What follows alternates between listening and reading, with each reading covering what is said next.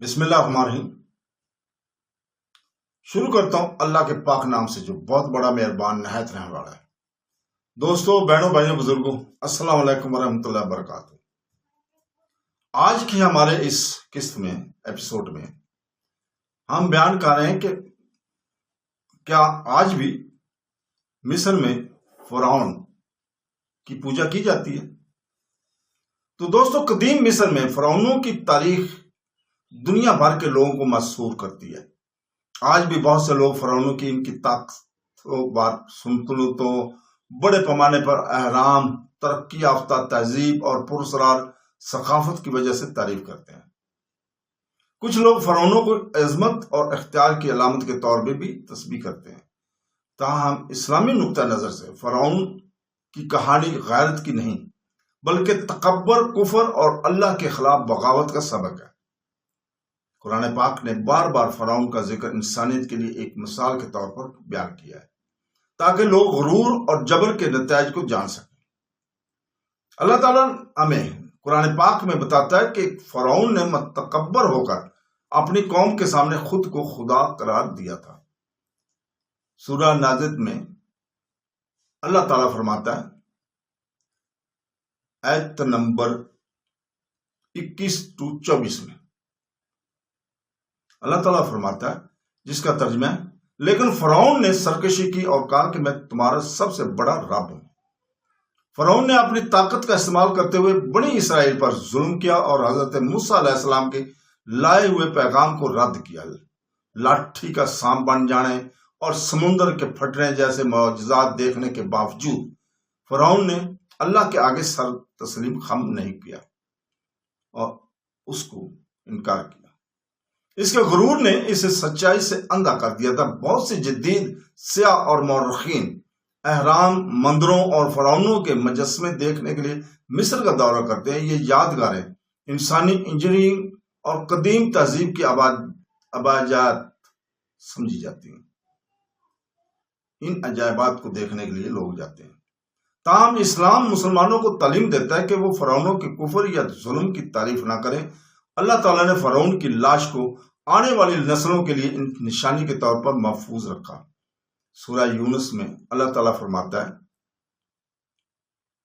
آج، جس کا ترجمہ ہے، آج ہم آپ کے جسم کی حفاظت کریں گے تاکہ اب اپنے بعد والوں کے لیے نشانی بن جائے۔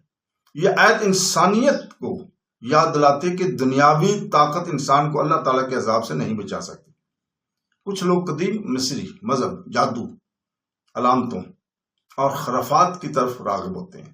وہ تجسس یا دلچسپی سے مومیوں، سورج کی پوجا اور قدیم رسومات کا مطالعہ کرتے ہیں۔ بعض صورتوں میں لوگ یہاں تک کہ قدیم عقائد کی نقل کرتے ہیں یا فرعونوں کی الہی شخصیات پر غور کرتے ہیں۔ اسلام ایسی روایت کو سختی سے مسترد کرتا ہے کیونکہ عبادت صرف اللہ کی ہے۔ قرآن پاک بار بار شرک کے خلاف تنبیہ کرتا ہے۔ اللہ تعالیٰ کے ساتھ کسی کو شریک ٹھہرانا، فرعون خود اس کی مثال بن گیا کہ کس طرح تکبر انسان کو تباہی کی طرف لے جا سکتا ہے۔ حضرت موسیٰ علیہ السلام، فرعون کا قصہ قرآن پاک کی عظیم ترین اسباق میں سے ایک ہے۔ اللہ تعالیٰ نے موسیٰ علیہ السلام کو ہدایت اور معجزات کے ساتھ بھیجا، پھر بھی فرعون نے ان کا مذاق اڑایا اور حق کو چیلنج کرنے کے لیے اپنے جادوگروں کو جمع کیا۔ جادوگروں نے جب حضرت موسیٰ علیہ السلام کا معجزہ دیکھا تو فوراً اللہ پر ایمان لے۔ پھر فرعون نے انہیں سخت عذاب کی دھمکی دی۔ یہ واقعہ سورہ طٰ اور سورہ اعراف میں مذکور ہے۔ اس سے معلوم ہوتا ہے کہ سچائی سچے دلوں پر واضح ہو جاتی ہے، یہاں تک کہ جب ظلم دبانے کی کوشش کرے۔ نبی کریم صلی اللہ علیہ وسلم نے لوگوں کو تکبر اور ظلم سے بھی خبردار کیا ہے۔ ایک مشہور حدیث میں ہے کہ جس کے دل میں ذرا برابر بھی تکبر ہوگا وہ جنت میں نہیں جائے گا۔ اسلامی تعلیمات میں فرعون کو تکبر کی سب سے بڑی مثال کے طور پر یاد کیا جاتا ہے۔ اس کی کہانی مومنوں کو اللہ تعالیٰ کے لیے عاجزی اور فرما بردار رہنے کا درس دیتی ہے۔ آج کچھ لوگ اب بھی فرعون کی تسبیح کر سکتے ہیں اور کرتے ہیں کیونکہ وہ صرف دنیاوی کامیابی پر توجہ دیتے ہیں اور روحانی اسباب کو نظر انداز کر دیتے ہیں۔ وہ دولت، یادگاریں اور تاریخی اثر دیکھتے ہیں، لیکن فرعون کی حکومت سے جڑے ظلم اور کفر کو بھول جاتے ہیں۔ اسلام مسلمانوں کو تاریخ پر گہرائی سے غور کرنے اور ماضی کی قوموں سے سبق لینے کی ترغیب دیتا ہے۔ سورہ الحشر میں اللہ تعالیٰ فرماتا ہے، جس کا ترجمہ ہے، پس اے اہل بصیرت ہوشیار رہو۔ قدیم مصر کے کھنڈرات اس بات کی یاد دہانی کر رہے ہیں کہ کس طرح طاقتور تہذیبیں عروج اور زوال کا شکار ہو سکتی ہیں۔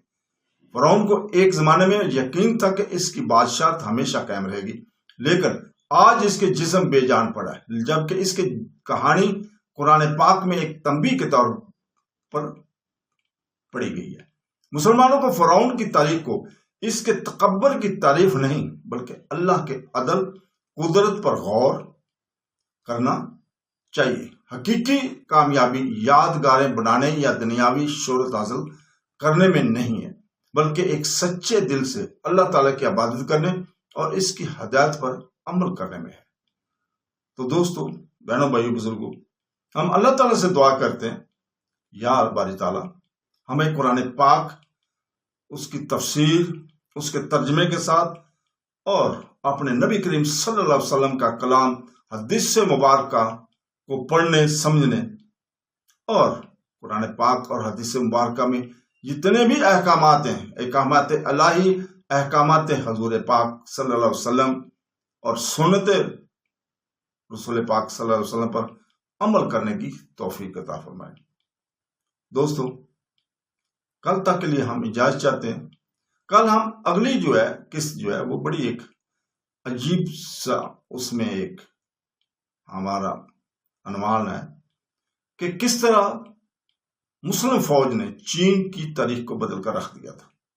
تو دوستو، کل تک کے لیے اجازت چاہتے ہیں۔ اسی وقت اللہ حافظ۔